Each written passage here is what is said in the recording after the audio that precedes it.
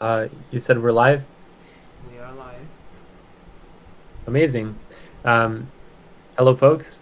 Welcome to this kind of episode or rendition of the Plasmo. Oh, make sure we're unmuted. Are we unmuted? I think we're muted. Okay, let's just double check. Let's check Twitch and YouTube. Yes, sir. Just double check. Yeah, it's all good. Alright. So on Twitch we're good. On YouTube I haven't checked, but it's probably fine, right? Probably fine. It's probably. All right, cool. So to start off, we have some exciting stuff, but before we do any browser extension stuff, I would like to showcase the mug of the week. So this is a mug that I got from my friend James, and he gave it as a housewarming present, and it's a little hedgehog. So that's what I'm going to be drinking my coffee with. Nice. Louis, I know you don't drink coffee, but do you have any like tea or anything next to you? No, not really. I have this cup. I have this cup, right? And guess what I use this for?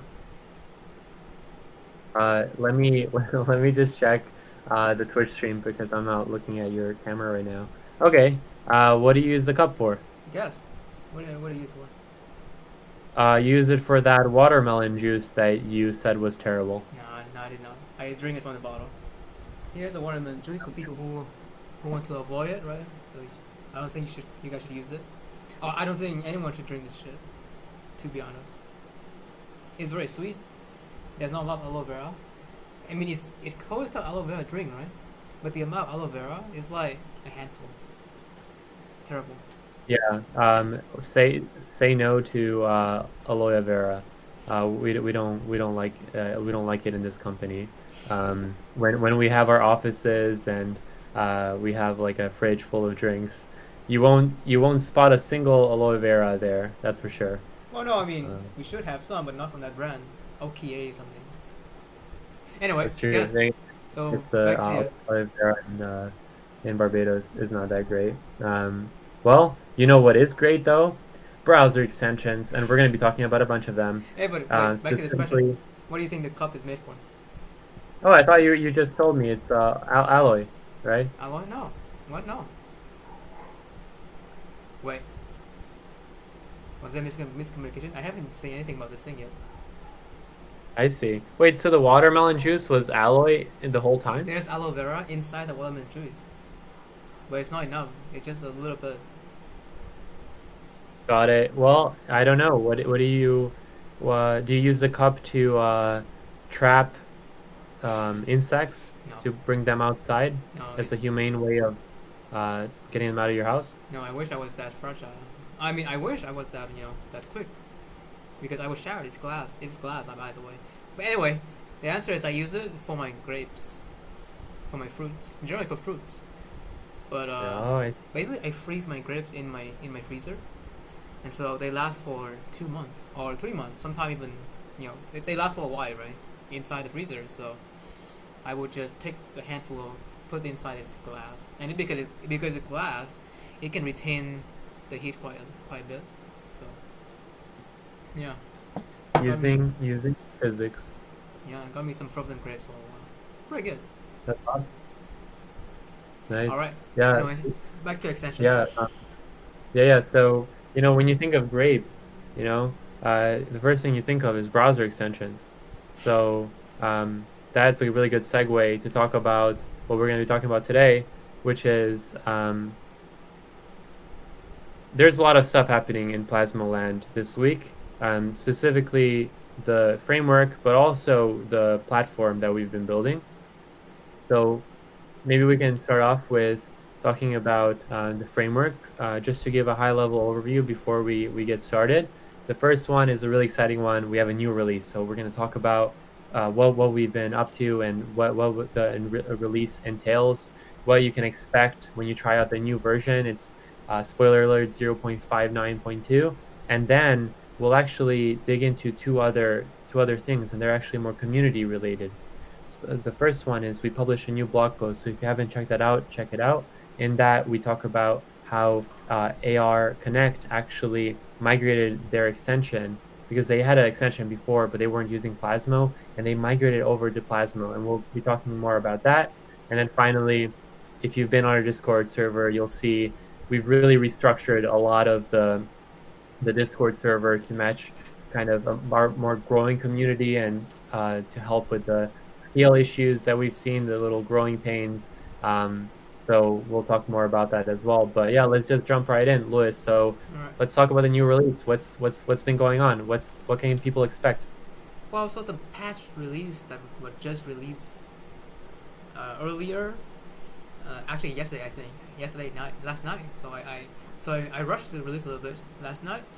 I was supposed to get it out last week actually, but well, I wanted to fix one issue before I release the patch version, but well, I didn't get to fix it. I didn't get to a solution for it, so I just go ahead and release this patch. So this is a patch release, so it fixed some bugs on the 59 release.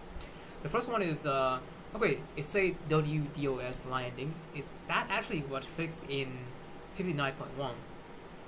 But they changed our carryover here.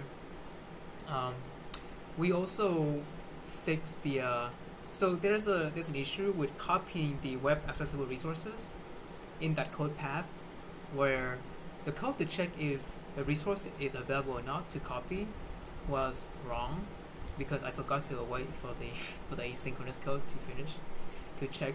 It check if the resource exists and then it copy, but otherwise it should not copy at all.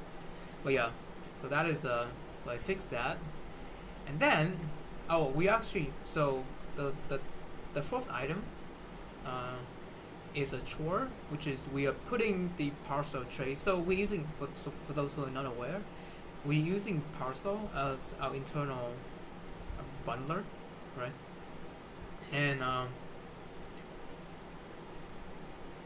well, we're using parcel. We're using parcel core. We don't use the entire parcel. So we're using the parcel bundler to build our bundler. And apparently the error log was a little bit too much. And so we move all the detail of the error log into verbose, and we only log the error message for now. Yeah, and I think that would help people clean up, or help that would help people kind of I think that they will actually encourage people to use the verbose log when they submitting issue and bug. And the last issue is actually on the original 0.59.0 release. I forgot to include the package command. So we added a new command called package, so pmpm package, right? And what it does is basically it does the zip process over the build command line, over the build. And we wanted to separate that so that you have it become just another step in the CI for those who have a CI pipeline that want to separate the build from the zipping process. Yeah, but I forgot to include the package in the indexing of the command line of the command list. So that was added in this patch. Yeah, so that's precisely what we have in this patch right now. What's coming up next though is actually we are building out this new feature called messaging, and the first draft is out for review, and I would encourage everyone who interested in messaging for browser extension to review the PR and see the new example. Yeah. Okay, question, Stefan. You have any question? Where can they? So they can see the PR here. That's awesome. So going to the Plasma repo, going to pull requests, and seeing the add Plasma HQ/messaging. Where do they see the example that you have? Well, they can actually see the example right inside the changelog, I think, of this PR. The new example is added is actually in the main branches of the example repo or submodule. But the example repo is a submodule of this main repo. So that's why you can see it from here as well. I'm lagging super hard right now. But yeah, right here we have a new example called messaging with messaging. Okay, I need to go right there. I need to go inside. So let's go inside this background of index.ts.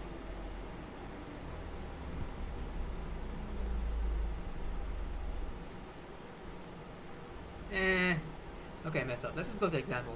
So yeah, basically people can see the new example inside the Plasma HQ example project under the with messaging um, directory. Got it.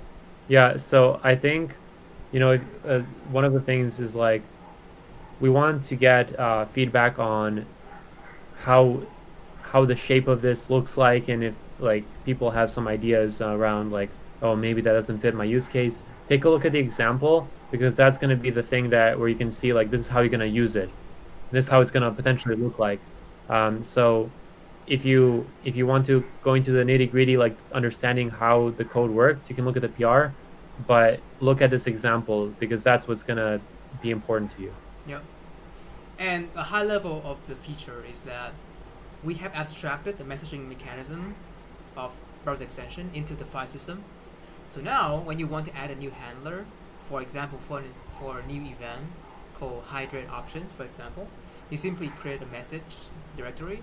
You create the hydrate option.ts with the handler.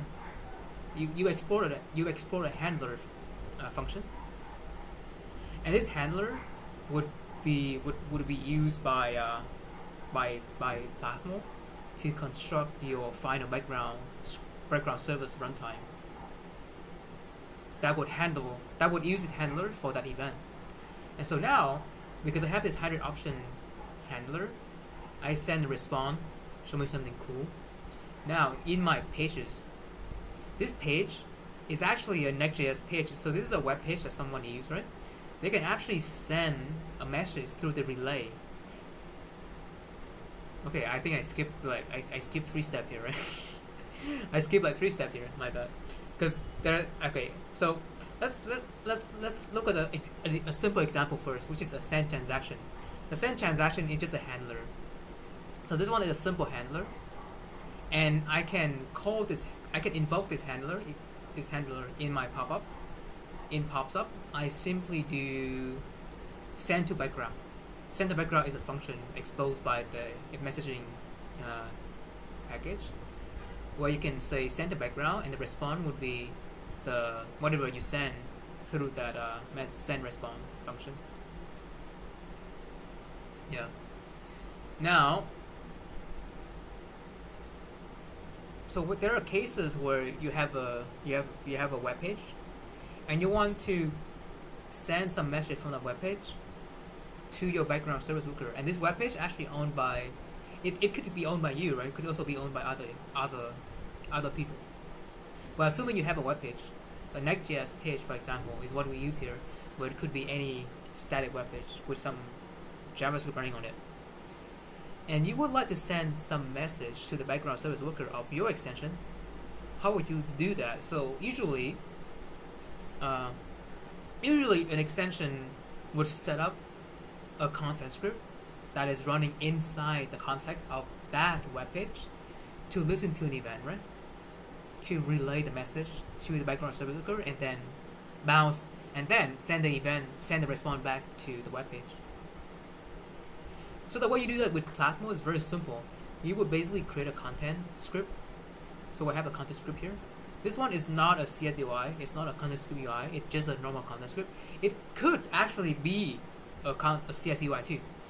If it is CS UI, Sorry to interrupt. Could we do a quick Excel draw on that? So what does the flow look like if you weren't using Plasma? I think it's like a bunch of moving parts. So just to show how powerful this feature is, maybe it makes sense to have like a Excel draw or something where you just dig into it. Sure.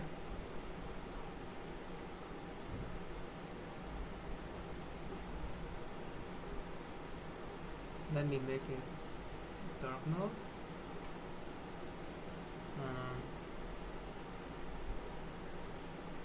Oh boy. This is I think this is back. This is when we were discussing the team feature of the Itero project. Nothing. We are big we are big proponents of Excalidraw. We love this software, and it helps us a lot because we're a remote team, so we use it all the time, as you can see. Where is the reset the canvas? Here we go. Reset the canvas. Here we go. All right. So normally, right, for if without Plasmo, you would have to set up event listener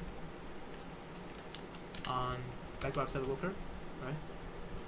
To handle event A. All right. So this is step 1. Step 2, set up. And where do you? Oh, so you set this up on the background service worker. Got it. Okay. Yeah. So there's 11. You have to set up a content script that listen to page message event. Send the payload, right? The payload to background server worker listener. Get the result and propagate it back to caller. Okay, the steps kind of long, but essentially it's a thing. It's essentially it's something you just do once. I mean, you do once for every time you want to do this kind of stuff. And the last thing is you have a page. So, web page. Send message to content script and listen for response. Yep. So here are the 3 steps, right? And then there's actually a little bit more on that. So you actually need to associate. But before we go into that, I just want to ask a question. Yeah. So the background service worker gets some sort of event. Yeah. And then you want the web page to know about the event. That's the high level? We want the web page to be able to call the event, yeah, precisely. So the idea here is that we have a web page. And we have the background service worker. And the idea is that we want to be able to send payload A1 and return it with response A1. Right. So this is the flow. No, this is the idea. The problem is there's no direct route to background service worker. You cannot send directly from web page to background service worker. So you need a proxy. Right, because there's just no API for that, right?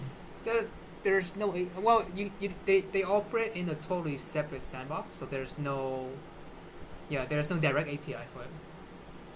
Got it. And so what's the typical way? Like, let's say I'm not using Plasmo, I'm not using this messaging feature. How can I achieve this right now? Yeah. So these are the steps, right? First you have a self event listener. I mean, you have an event listener on the background service worker, right? In Plasmo, we just abstract into a file system, so you have it's much better organized, and you simply focus on the event listener. I just mean like on the kind of like how does it look on the diagram? On the diagram, usually. Yeah, like is it like do you proxy these messages through the content script? That's what it seems like from the steps, right? Precisely, yeah. So you have so instead of going directly, you have a content script, and you proxy the message between the content script and the background server worker. Got it. Okay. And then the background server worker would respond back to the content script actually. And then would you proxy once again, right? Yeah, we proxy once again to the web page. Got it. Yeah. So it gets messy pretty quick if you have a lot of this. For example, you have like about 100 of this event, right? This can get very messy. Yeah, not only that, right, but also what happens when the content script can't message the background service worker, right? Now you have to handle that case. Like, what if the web page can't interact with the content script? What happens then? What if the content script can't message the web page? What if the background, like there's so many permutations of things that can go wrong. So that's why I kind of wanted to show this this diagram just to show how many different like steps are needed for this to work, Mm-hmm. and all of the mental overhead and tech overhead you'll need to consider to make sure that all the edge cases are accounted for. And that's what's super annoying about this entire feature of this entire like class of problems. And that's kind of the big thing we want to solve for. And that's why this messaging thing is so powerful, right? Yep. Yeah, and yeah, we basically the idea is we want to actually abstract away most of the basic use case, right? And then handling the edge case of, for example, how do you associate the web page to the actual content script, right? You want to make sure that they're the same relay because a lot of time. So this is a broadcast. This is actually a broadcast. So this event can actually be broadcast to other places too. So now you have to worry about what is the relay what is the ID of each of these? How do I identify them? How do I make sure that they are from the same source, right? So you have to track the source of your origin of your message all the time. Yeah. Instead of just having instead of like the easier mental model is okay, I just want to send something to the background service worker, right? I mean that's all we want to do, right? So really realistically, if this whole flow can be abstract to just web page, and if we can only worry about these two, that'd be awesome, right? Exactly. And it's actually very reminiscent of a router, where when your computer sends out, like, let's say I want to reach out to google.com, right? Mm-hmm. Like when you send out the initial request, your router needs to know that the person that, like the computer that is reaching out to talk about google.com is this MAC address. Because to Google, all of the different requests are going to look the same. It's all from your router's IP, and it's a similar concept. So it's cool that these sort of like messaging and internet concepts, I guess they're just universal, right? I think so. Yeah, it's just the scope, right? Basically, the more now that they have solved a bigger problem, now there's a smaller problem to solve, right? I mean, it's not smaller; it's actually the same problem, but it's more detail. And then I think more and more people would want to apply. I think I think it's the same concept being applied in different contexts, right? As it become more evolved, actually, as it become more bigger and bigger. Yeah, like I think they call it like it's a transparent proxy. I think that's what the term is. So Interesting. yeah. But yeah, so the idea that we have here is on the content script, right? So normally in content script, you have to set up all of this. You have to set up like this kind of listener, event listener, and so on and so forth, right? We abstract all of that into this function called relay. So you simply do relay with the name of your event, right? Of your message event. So here and by the way, all of this would be the hybrid option.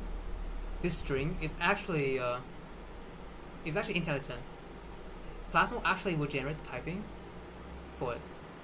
So you will have full IntelliSense over your message directory. And that's the power of this. We can provide that. So let's say you go into like the page, the Next.js page here. Yeah. So what are you trying to do here? Basically here I simply just send through relay. I just do that. All I care right now is okay, I just want to send something through the relay. And this would get And delivered what all the that's way. going to do is, I guess your background service worker listens for the hydrate options event. Yes. So the hybrid option. So first, so here's our event handler, right, on the background service worker. That would listen to a request, and then we would just, yeah. Does that answer your question? And then here what would the user or like the developer, they would have to kind of have a switch statement. There's the request, like based on their business logic, they would have to like figure out what the request is and then respond. But they won't have to worry like what web page sent me this or something like that. It's all encapsulated, and they only have to worry about there's no switch logic. here, right? There's no switch case needed here, right? No, what I mean is like let's say that I have like is the idea that like discrete events will have discrete files with their own handlers, and then you would kind of like my question here is like that name colon hydrate options. Mm-hmm. That's for this particular handler, right? Yeah.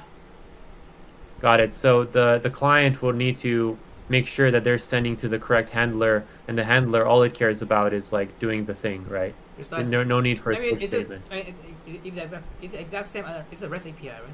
It's pretty much a REST API. You just, as long as you send a request to the right place, to the right API route, right? You're good to go, right? I mean, if you send it to the wrong place, well, you get nothing. And, I mean, I think that's a given. And because Yeah. the string, here, the hydrate option string that you saw here right now, okay, because I don't have IntelliSend on GitHub, on the GitHub viewer, so you don't see it. But on my VS Code editor, actually, maybe I should just open it up. On VS Code editor, you actually get IntelliSense of the event. So the chance of making mistake with this API is actually quite low. Yeah, in comparison to do it yourself. And the whole typing is generated by the framework itself. So you don't even have to worry about anything. Basically, the whole typing has been, basically we abstract the file system into the type. Yeah. That's awesome. So all you have to worry about now is just make a handler file, make a file. And what was the thing you were looking at before in the content? What is the content script? The content script has a relay, right? Okay, so you must do that like manually. Yeah, basically, but it's a very simple line of Oh, code, right? it's the second folder. Second folder. All right. Thank you. It's right at the top. Yeah, with messaging. And Yeah. then, wait. Oh yeah, I'm using a. I need to check out. This is the problem. I'm actually trying to fix another problem, so I'm not on the. It's okay. We'll trust you that IntelliSense works. Yeah. Let's. But anyway. Let's. I'm curious about the content script though. Yeah. Can you show that again? So the content script right now, right? So the config say, hey, you can only rely on this particular page. Rely on my localhost 1947. Right?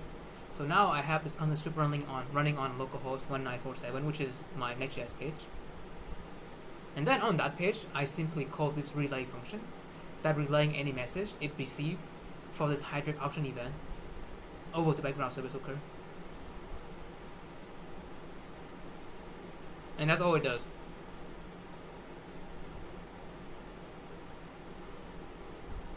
Okay. Basically, this relay facilitates the entire transaction here, right?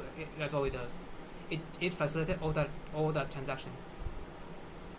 So now, once you have the relay, all you have to worry about is the web page and the background server worker.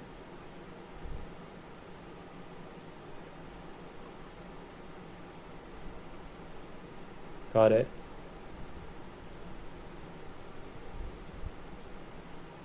Yeah, so basically, the relay does all of this for you, basically.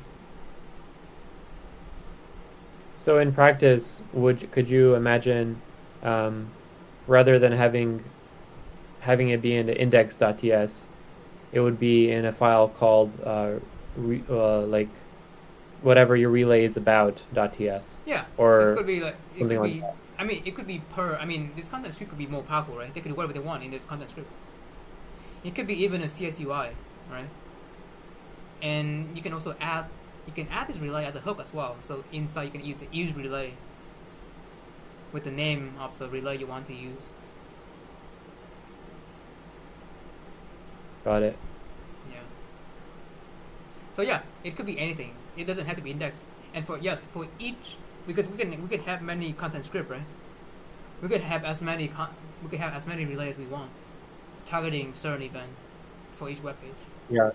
Targeting, yeah, and specifically like making sure that some web pages can do this, others can't, right? Yeah. The thing also to keep in mind for the people listening, a web page, like can do whatever it wants, right? It runs JavaScript, and these events are being fired through the context of a web page via the window object post message. Yep. So like the web page, if you have like, I don't know why you would do this, but if you have a background service worker function that all it does is evals parameters, um, you're gonna have a bad time if one of the websites figures that out and then starts like having all your users sending evals, and then dumping everything in storage and sending it off somewhere. That's super bad. Mm. So just be mindful of that. But if you have something that's pretty generic, like not something like eval, right? Like eval is an extreme case. But for most cases, this should not be impacting like the security or anything like that. Well, yeah, you cannot really eval on content script. I guess I think it's fine to eval. I don't know if you can even have eval on background service looker. Can you? Is the eval API available in a worker content? Like I can like okay, maybe a better example is like imagine the function retrieves something from storage Yeah. and then gives it back, right? Mm-hmm. Now that can be an arbitrary like get whatever you want from the storage if you just give it a key, you know? Yeah. Something like that. Like basically just be mindful that now web pages, if you do this paradigm, web pages can interact with your background with your extension in ways that they couldn't before, so you have to be mindful of what you allow them Well, to do. it was it was able to do so before, right? Which is make it easier. Yeah, no, but I'm just saying like if you're like implementing this feature even without Plasmo, right? Yeah. You'll still have to consider that. It's just like maybe a lot of people haven't built stuff like this before, so just something to keep in mind. Yeah. I think a lot of our stuff is it kind of it's it touching a lot of this, right? It touching like the security, the edge of security. Yeah, I think the thing that's tricky is like um, there isn't a lot of information about this. Um, like, and that's kind of another reason why I wanted to bring it up, just because like yeah, we're making it easier and that's really great. The the thing about it is like this existed for years, right? But there's no like knowledge of this stuff, or even like for storage. I recently, because I did a bunch of research in this, someone asked in our Discord server, like all of the things you put in storage are saved to the file system without any encryption or anything like that. Mm-hmm. So if you have a password manager, and let's say you're building a browser extension password manager, you're literally like storing things in storage. Now any application on your computer can access all the passwords that is in your password manager. It's super bad. And then there's this new thing that was created called like storage session, which make it so that those things are actually in memory. So that's like a little bit more tricky to get to. But like all of these things, I don't know, like doesn't seem like there's a lot of information out there. So that's another thing that we try to do a lot at Plasmo. We wanna we wanna make it we wanna make it so that you build a browser extension, you're confident in what you're building, and like you know that it's safe, that secure, your user's gonna have a great experience. And that's why we're always posting these like live streams and also blog posts just talking about everything. So that was just like my little tangent. Maybe we can go back to doing the messaging stuff. No, it's good. It's good. I think that it's good to have a PSA. Yeah, that's for sure. By the way, one thing to note, like to everyone out there, like if you have messages like this, send them our way. For example, I don't know who exactly posted on our Discord server. It was about like 2 weeks ago, but they posted a session, the thing about the question around what is the Chrome storage, like how safe is it, what is the security concerns, and that was such a good question, and I did a bunch of research to figure this out, and I learned I learned a lot actually, and that can help the entire community. So the more questions like that, the better. That's for sure. Sounds good. By the way, they should ask. What should I think? What should they ask the question though? Okay, so maybe we'll jump into how the Discord has changed. Make sure you don't leak anything. framework. So I Oh, don't want my views on AI alignment to be public. yeah, I know, right? So yeah, basically we did a bunch Should of I cool show it? stuff. Should I show it? Or no? Um, I guess there's a way to show it. but you can show it if you enable streamer mode. Oh yeah. Let's see. Oh wait, talk. Just continue talking. Yeah, yeah, sure. Thanks for letting me know. Um, yeah, so the big thing we did, one thing we noticed, our community is getting pretty big, and there are a lot of people asking a lot of questions, some people socializing, and so on and so forth. And we wanted to do something to help progress the community as it gets bigger. So in the beginning, when we created the Discord server, we basically had one channel. I mean, let's be honest. We had maybe like 10, but really one was used heavily, and that one was for asking questions.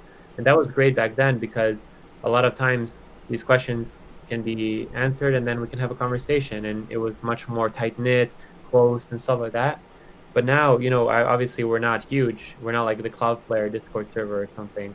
But we are getting a lot more questions coming in, and we thought it might be a good time. And one other thing is we noticed people were asking much of the same questions. So we thought, okay, there's this new feature. It's called forums. It's pretty awesome from Discord. Let's actually use this feature. So what we did is we kind of modified around the channels a little bit. So to the people that have been on Discord, you might have seen this already. We have a lounge. That's where you can talk about browser extensions and how cool they are, and maybe chat about other stuff. Like Yeah. I know we had a discussion around Remix from yeah, there you go. So yeah, we have a bunch of new channels. But yeah, basically TD from NFT Gamer basically talked about Remix on the lounge, but then we have these other ones which are meant for more support. So we have newbie, framework, we have extension, MV2 to MV3, and server request. Um, and if you go to any of these, you'll see that they're more like forum posts. They're more for if you have a question, and then you can go through them and see if others have posted. There's a nice search bar at the top where you can search for, let's say, something's not going right in Plasma and you're getting an error message.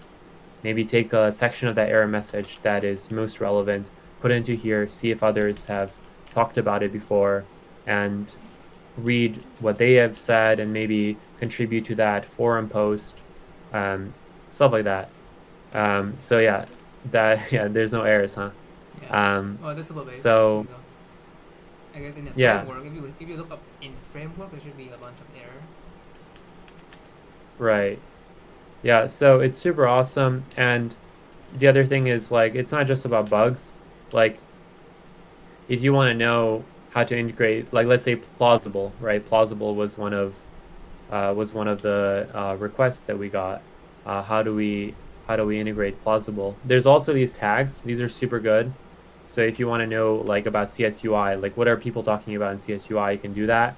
So it's just a really great feature and super awesome that Discord provides this. Um, Now the other thing is around yeah, there you go. So let's say you're trying to integrate plausible. There you go. That's a forum where you can read about it, and you'll see that we're going to have an example ready of that tomorrow. Um, and then if you want to scroll a little bit to the at the about like the home section. Yeah. I'm in home now. Cool, awesome. So yeah, we have a bunch of different. So it used to be called General, this room. It didn't make sense. It's more of a lounge, more of a place where you can just hang out. We have random, so whenever we have like some random thoughts that we think might be interesting to the community, we post on there. Also, feel free to post whatever you want that's random on there, just to keep the other channels a little bit more clean. We have Showcase. If you built an awesome extension using Plasmo, you can put it on here. If you're doing a product hunt launch or any sort of launch at all, you can put it on here and expect the community to to help you out, to upvote you, and so on and so forth. When you post on here, you get the it's called a creator role, right? Yep, But creator. Yeah. yeah, so you get a creator role, and now you have a nice gold name on our server. So there's already 2 creators online at the moment, and a bunch more creators and also contributors. Um, awesome. And then we have feature requests. So if you're using Plasmo and you're like, dang, I really wish Plasmo had. So one of the things that we've heard, actually, that's why we're building the messaging thing. Messaging is such a pain. We've heard that so many times. So if you're using Plasmo and you're like, dang, I really wish.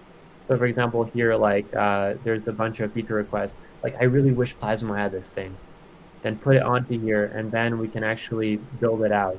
Or if someone, let's say, is interested in an open source contribution, they can actually take a look at these feature requests and say, oh, I'll build that in a day. Let me do that. And then they actually build it out. So these are all the things that you can do. If you put a feature request, someone will build that thing. That's for sure. And then finally, here we have job. So this is our job board. If you're building browser extensions and you want a job, you can take a look here. Otherwise, if you are actually a company building a browser extension as a product, you can put it on here, and then you'll get the whole community to apply to your job, and you'll get really great candidates and people that have been building browser extensions full time for a long time. Then the last 3 are the ones that I would say should have a little bit more love, in my opinion. I think that they are underutilized. Um, these are discuss, www, and browser. So discuss is more about like the different things we have. So like for example, and design, it's used a lot, and a lot of people like talk about it on our GitHub issues, and we're like, dang, maybe we should actually have a channel about this. So we created this channel. There's another one called with Wasm Zig. That's all about our Wasm Zig integration and the cool kind of stuff you can do with Zig, Wasm, and browser extensions. So we have a little bit of discussion there, but would love to see more. And then finally, publish. If you're having trouble publishing your extension or anything like that, you can talk about it there. Now, the interesting ones that have no love at all, and it would be amazing if they had more, is dub. YouTube, Twitch, Twitter, Gmail. You guys are extending these websites.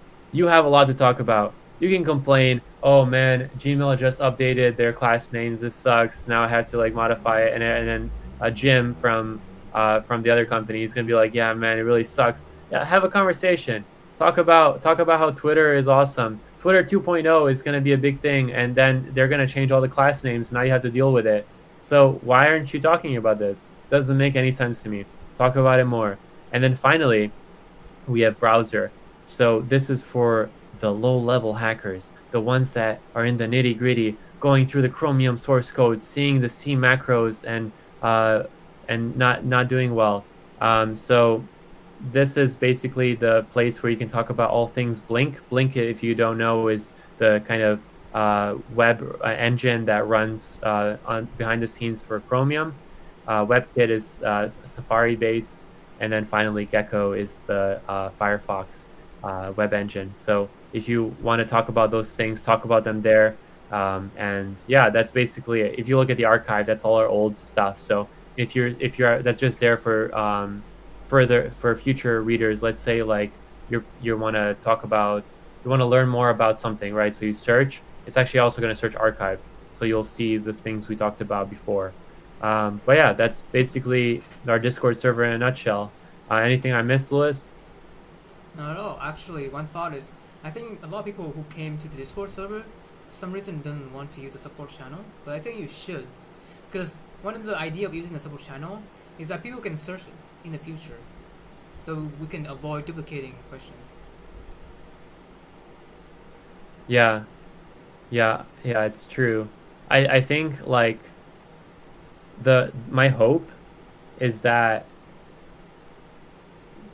we'll so for example in Lounge, someone posted a question, right? Yeah. we have been pretty relaxed by saying like, "Oh yeah, we'll answer it," because we wanna help the community. But I think it's actually, in the long term, hurting the community if we do that. So instead, we should not answer their question and say, "We will not answer your question until you post on the appropriate channel." And then I think that will, in the short term, it'll be a minor inconvenience to the question asker, but in the long term, it's gonna be great for the community because it's gonna be more searchable. So I think in the long run, it's a net benefit, and we should just do that. That's my personal opinion. Yeah, I think so Um, too. Because, well, it's like IRC back in the day, right? You have rule and kind of, you know, you have some kind of rules to govern your yeah, to govern exactly. your space. Yeah, Yeah, like that, and that's kind of the whole impetus for this, right? Our community is getting pretty large. We can't do this anymore. We need to actually have some structure. So that's why the forum posts are there. yeah. Um, but yeah, By the way, I'm cool. thinking right now, perhaps the discuss www and browser could become a single forum. They can be converted into a single forum kind of forum channel, and these become tag. Each of these become a tag. Yeah, it could be. Yeah, we'll discuss more, and then we'll come up with a better structure. But yeah, I think Yeah, like it like quick take it sounds good. Yeah. yeah. All right, let's go back to the update. Oh. Yeah. So the next thing that is really cool, and it's also community related, is actually the AR Connect blog post. So maybe we can talk about that a little bit. Yeah, let's go there.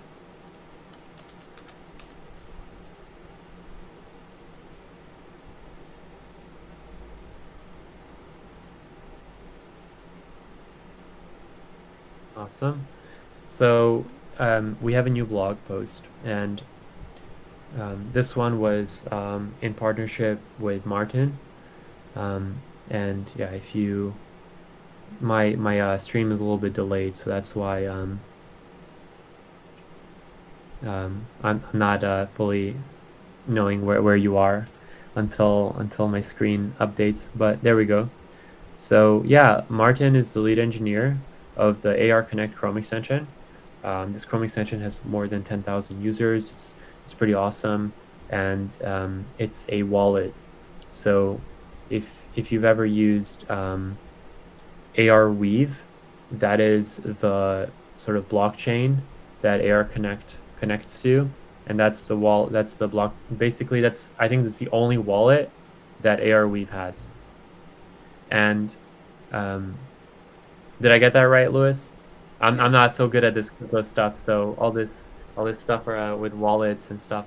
But You know yeah, what? so I think they call it R go Weave, ahead. right? Or not AR. It's just R Connect. Okay, our weave.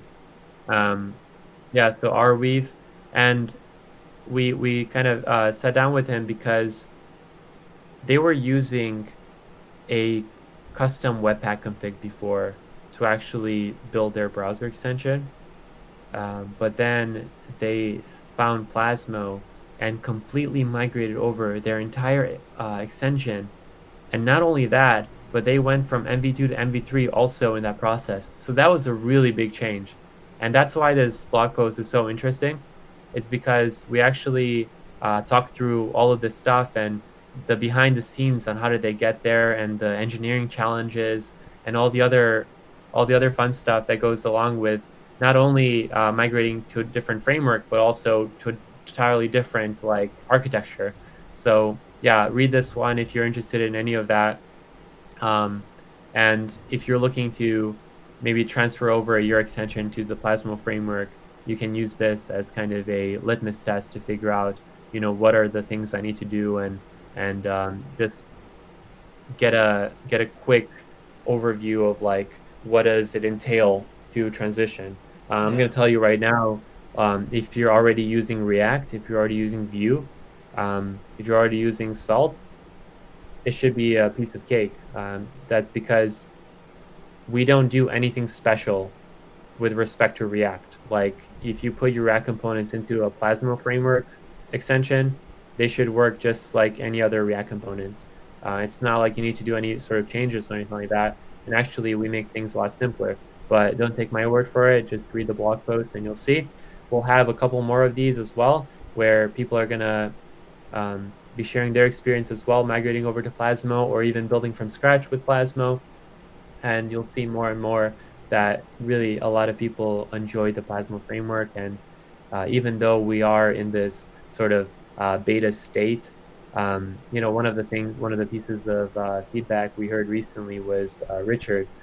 So he posted on Twitter that, and shout out to Richard. Richard is someone that's been using Plasmo for a very long time now, a couple months, and really, really great person.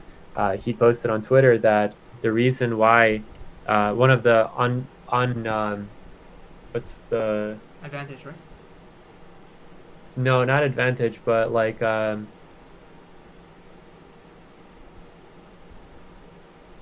one kind of like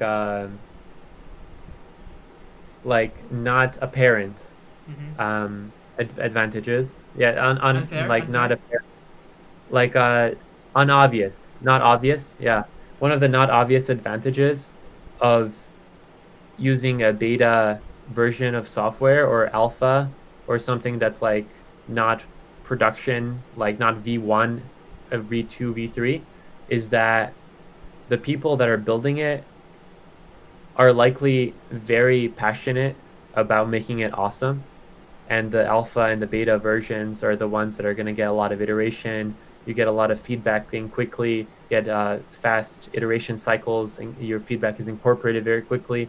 So if you're a customer, like one of the best things you can do is to actually use this software, because the maintainers, the creators, they're very involved in making sure that the software is going to be even better than it was the day before because of all the feedback you gave, and then B, like the people building it are very passionate about solving the problem.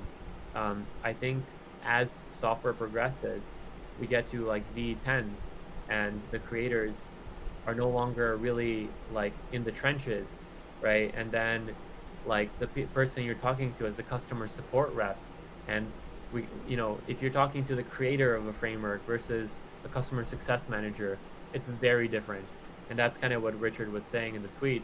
It's like he really appreciates that we take the time to actually not only incorporate feedback that he provides, but also give advice and share kind of like our learnings and stuff.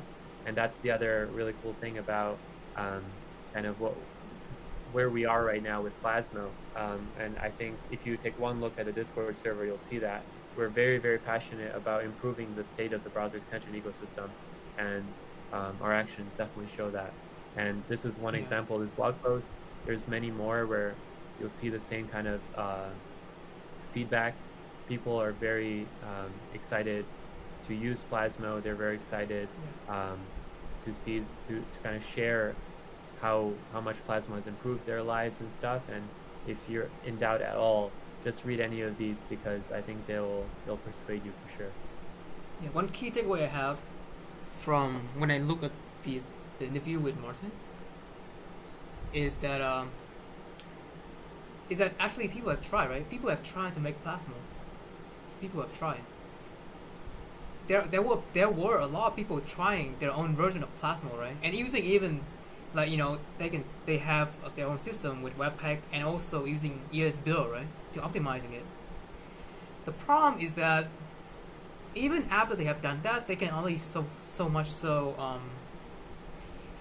they can only have a framework for just their use case. That's a lot of time. A lot of time when people designing tooling, it's usually very tailored toward their company actually, and it's not really. But then sooner or later they realize it's like digging a hole, right? But it's a deep hole, but not a wide hole.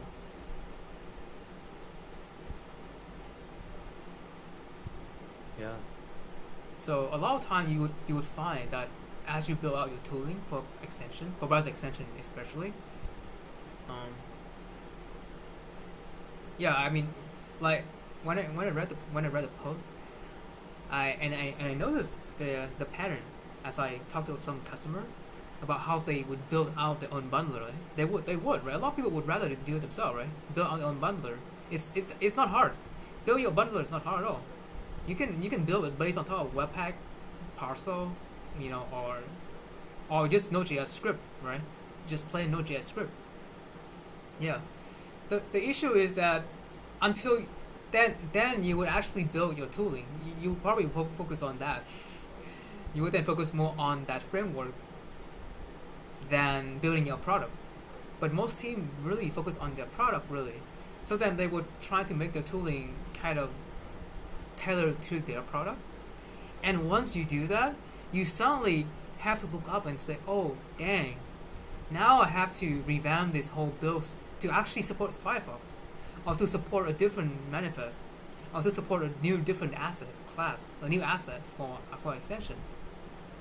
And that's when the entire, like when you go so deep, now you have to crawl back up to to solve for another problem. Now you have to go back to building that tool, the tooling that you are building up. And you know what happens then, Lewis? Then you start having a team that maintains that tooling, Yeah. and then you have another team that builds the documentation for that tooling internally, and then you turn into like, I mean, this is an extreme example, but um, like Facebook, right? They have an entire like org just for React, and that's like hundreds of engineers. So the I mean, obviously, like the core team is only like 10, but there's so many other teams that support different parts of using React and stuff within the company. So, like that's the really interesting part, right? Like, yeah, like maintaining all the tooling and like even building it out is a pain. And like, focus on your product. Just use Plasma. Focus on your product. Don't Yeah. worry about any of that stuff. Yeah. If you have a problem, just give it to us. We'll get there. Exactly. Like something doesn't work, post a GitHub issue. Um, we will like one of the core ideas that we have. We are fast. We are a fast team. We get stuff done very quickly. Now, the question is, when will we prioritize the thing to get it done? Like, if we prioritize something, we get it done quick, like within 1 week or 2 weeks. The question is, like, are we going to prioritize the thing you posted, the GitHub issue? The question is maybe, right? If a lot of people have this, for example, the messaging, we'll prioritize it, right? But then for other stuff, um, like I don't know, there was a feature request before that I read, and I thought it was a good feature request, but I just thought, there's so many other important things we got to get done. We're probably not gonna prioritize this for the time being. Maybe in the next 3 or 4 months. It's not that we're slow, right? It's just we have so much other things we have to do, and we'll ship those quickly. And that's why we can actually say we'll get that done in 3 months, because there's so many other things we got to get to. And like a slow team would get it done in 2 years, but we're not a slow team. We'll get it done in 3 months. But unfortunately, we'll prioritize. So I'm sure that your tooling team will say the exact same thing. So that's why, and they'll take 2 years. So that's kind of the mentality that we have. Cool. Yeah. So talking about prioritization, what are the other things that we've kind of been working on in the platform side on Itero? Yeah. So we added the publisher to Itero now. So now you can actually go on to Itero. Here I have my local version of Itero. So this is just a demo of this new feature, which will allow you to publishing your extension to all the stores from Itero. There are some caveat on this feature at the moment. It doesn't actually build your extension. It just publishing the existing version of your extension on Itero. So you kind of have to align your environment of Itero with the rest of your deployment. So this is like someone uploads a zip file, it goes into Itero, and then they click one button, publish to Edge, publish to Chrome, right? Precisely. That's the current use case at the moment. Oh. Yeah. I think my browser, or at least my machine is suffering because it's loading. I think it's running like three dev server, and with OBS running too much. I think it's nothing new. I think viewers that have watched previous streams can attest that we've seen this story play out before. Yeah. All right, but this is the configuration, so you can actually now you can set up all of your publisher, your IDs and your keys. You can see that all the secret key actually blur, and once you add your key value there, we will actually redact them. We actually for your secret key, we actually store them in a separate container that is most secure compared to this ID. And we only the moment that you add your class secret, we throw them into this vault, and you actually never see them again. So make sure you have a copy of them somewhere safe, maybe in your password manager. Yeah, and then you simply click publish to Microsoft Edge, and you get a successful message. So here I already published the v0.003, so it's the same version. So you cannot publish at the same version. So you have to. So after I push a new update to my WeedQuasm.zip project, I can then click this button again, basically.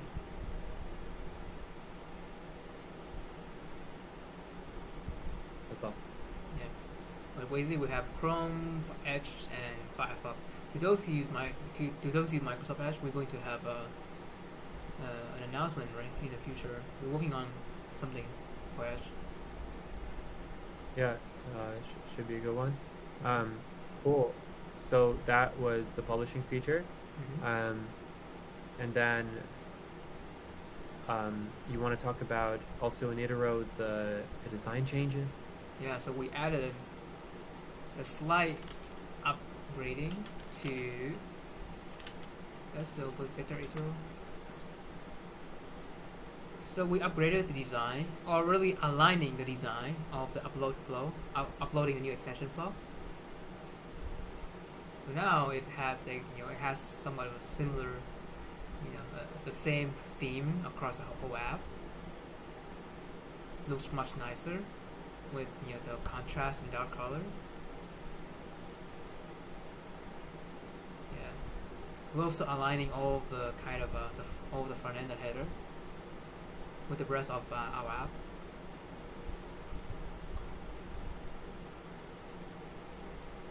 Is there any way you can show the old version? I think the old version is still up there on prod, so we can go to prod.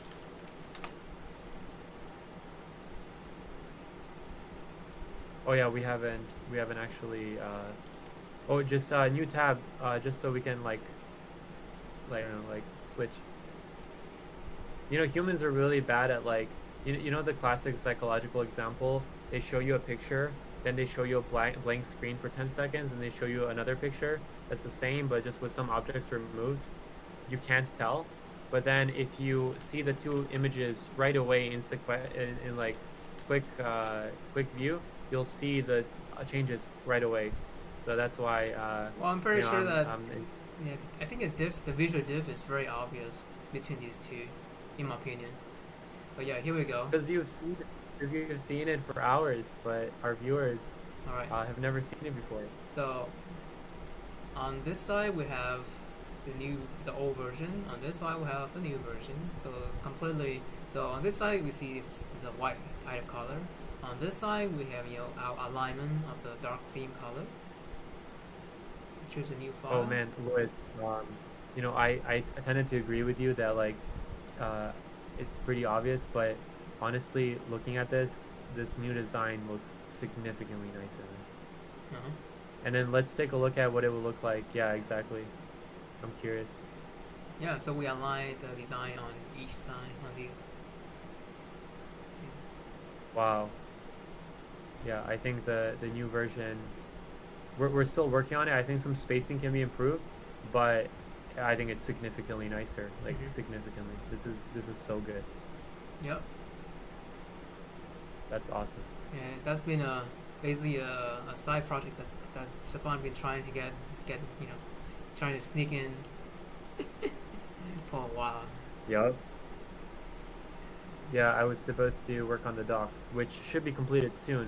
That's just some future thing to note. I think next week we will talk more about it, but yeah, we have some new docs as well for Itero, so that should be a Mm-hmm. good one. Um, but yeah, I think that's all in the changelog, right, Lewis? So one last thing was the bug on the Oh, bundler. oh, Yeah. the So bug. I'm curious about this because so yeah, I won't spoil the surprise, Lewis. You can talk about it, but I just want to say to give some context. This bug was super annoying. No one could upload things onto Itero, and we were trying to figure out for a few hours. Ended up where Lewis woke up and then worked on it for a bunch and figured it out. But I don't know what the solution was, and I don't know what the problem was. So I am just like everyone else listening. I'm really curious to learn about this. yeah. What happened? So what happened was we will. So when we debugging the so okay, let's go from the bottom, right? From the bottom. When a user uploading a new extension to Itero, we sign the zip. We sign the zip to align it with the key that was generated initially. This key is crucial so that Chrome actually recognize and kind of it actually infer the it actually verify the key with the App Store basically. It basically infer the public key and the ID of the public key and the bundle, the CRX bundle basically. And so what happened is that for some reason when we updating in our previous release of Itero, we updating Next.js to version 12.0.4, I think. Oh no, sorry, 13.0.4. And in 13.0.4, some reason uh, we have a client-side crypto module. So this crypto module is called Node Fork. So Node Fork has a worker process that run in the worker thread, right? So it's separate and it is much more efficient. Now, for some reason, when we try to use Node Fork to regenerate right our public key. So when you have a private key in a what is it asymmetric key pair, you can infer the public key from the private key. Yeah. So basically, when we use the Node Fork library to infer the public key from the private key of the user, the public key become completely empty. It did not it wasn't able to generate a complete public key. It's just creating like a string like a string AB basically.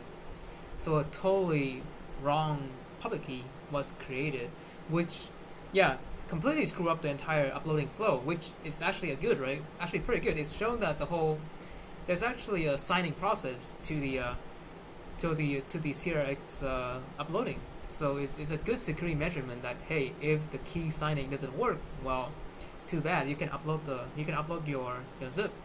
But then, how are we gonna fix that, right? So we obviously we have this whole problem that our user can uploading any zip now because the signing, the bundle signing is completely what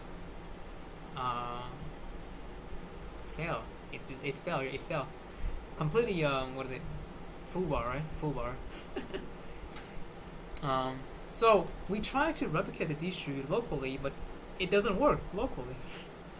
It does not work locally. Sorry, no. We cannot replicate it locally. It worked locally. So the public key was completely good. Like the key that we can generate locally in localhost was completely validated, and we can submit everything all working fine locally. So Stefan and I was spending like I think what 2 hours going through every single line of code that we can find related to like we went through the debugger and we tried to find where the hell are we having the problem with this with the public key, right? Where the hell is this whole And flow? the the other thing to that is it's not just debugger because we don't see this locally. We can't look at the source code. So first of all, we can't run the debugger on unminified code, unbundled code. And then the other thing is we can't just console log our way out of the problem because every console log requires a deploy to either staging or prod, Yeah. which makes the iteration feedback loop much slower.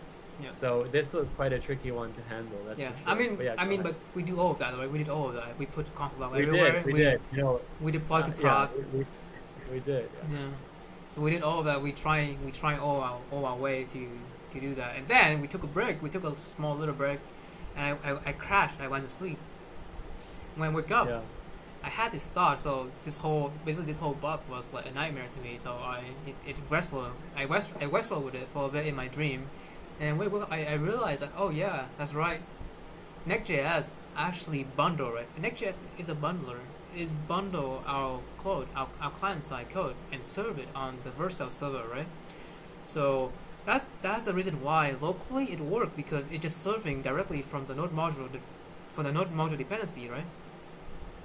But it doesn't bundle.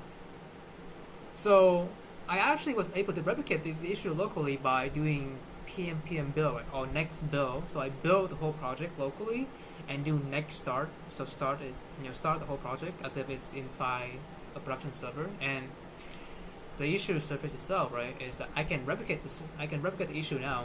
Well, the other problem is I cannot really instrument them because I don't have, because it actually doesn't really generate any source map. So I still cannot really instrument them. I can replicate the issue locally, but I still cannot really fix it because I couldn't figure out what the hell was going wrong. But my hunch is that the next build is what's causing this whole problem. Next build is what's causing this entire issue, because next dev worked just fine. So basically, the module itself coming from node module is perfectly fine. Only when it's bundled into the production bundle, this issue start to appear. So I suspect that Next.js has a bug in 13.0.4. And so I look at the release, and yeah, obviously they have a new release up already, 13.5. That's all I did. Basically, all I did was I bumped the version of Next.js, tried again, and it worked. So the conclusion is that Next.js bundle has a bug that caused the crypto client-side module not working well. And I suspect it's because of the worker module, because I think there is something wrong with the bundling of the worker module that caused it to completely, not available, or just run some random code that spitting out like random stuff that's wrong. And so that's the reason why we have that whole problem of the whole key signing completely wrong. But once we updating Next.js and we redeploy, well, everything works. So yeah, that's it. That's the whole mystery. Amazing. Yeah. What a great story. Yeah. Cool. All right. Well, that's all we have, right? I think so. Awesome. So Louis, just going forward, where can people find these change logs?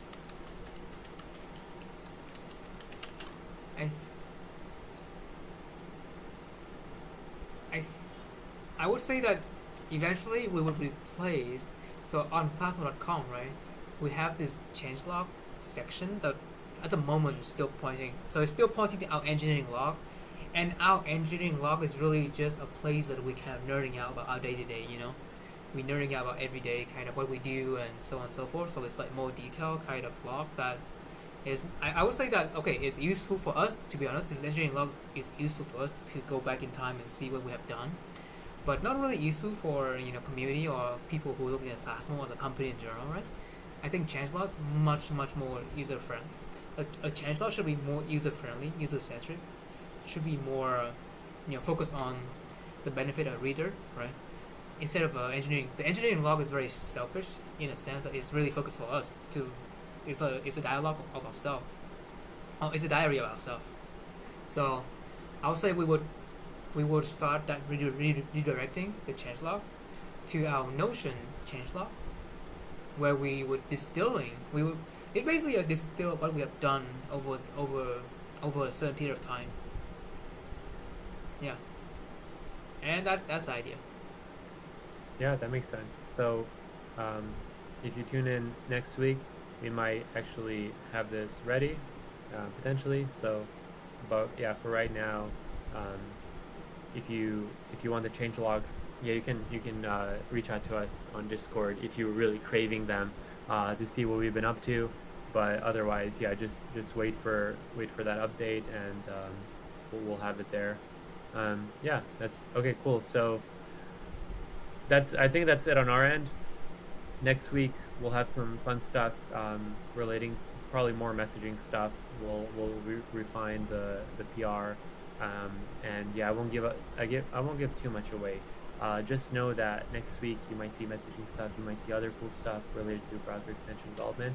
And then finally, we just also want to highlight the last thing, by the way, that's not in the changelog, the book. Yeah, yeah. We didn't mention the book. Yep. I was gonna go to the front to the new front page with the book Okay. section. Yeah, we haven't shipped this yet, but we are in a book. Well, Um, technically, we the so forward, right? So we actually provide a forward for the book, and also, yeah, there's a huge section on the book about plasma. yeah. So we is Plasma. That's what I mean. Yeah, yeah. Uh, the royal we. So yeah, Oh god. this book is amazing. And if you don't know what we're talking about building browser extensions. Um, so the book is all about, you guessed it, building browser extensions. And it starts talking about from the history of browser extensions all the way to actually using Plasmo. So it goes from one end all the way to the other, um, from the history to the future. And I think it's a amazing book for anyone looking to either know more about browser extensions.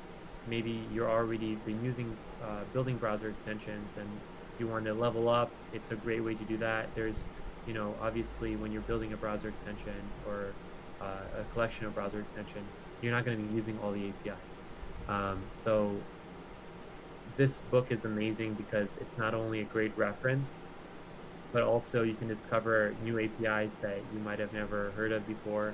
And yeah, Matt really distills it down. So on our end, we actually wrote the forward for the book. We were reached out. Yeah, so that's going to be on our website as well. We were reached out by Matt. Matt is a really great guy, and he was writing a book on browser extensions, and he saw Plasmo, and we were so excited when we heard that because honestly, this book needs to exist. Plasmo is really aligned on helping people build browser extensions, and the amount of resources online about building them is very slim compared to other things like building Android apps. There's thousands and thousands of books on building Android apps. I can't believe that before this there was not a single book on building browser extensions. So we're really excited about this. It's full of really rich content, and I highly recommend it. And as Louis said, there's the whole section on Plasmo, and you might learn something by reading that as well. So a lot of good stuff there. Yep. All right. I think that concludes this update. We went a bit long today, huh? We did, yeah. It was fun. Yeah, it is. By the way, look at this hover. It's actually Stefan kind of request for quite a while. He actually want this kind of hovering for all of our webpage actually. Maybe we can do. Maybe we can do it over here. Sure. Maybe we can convert some of this. You see TDs in the chat.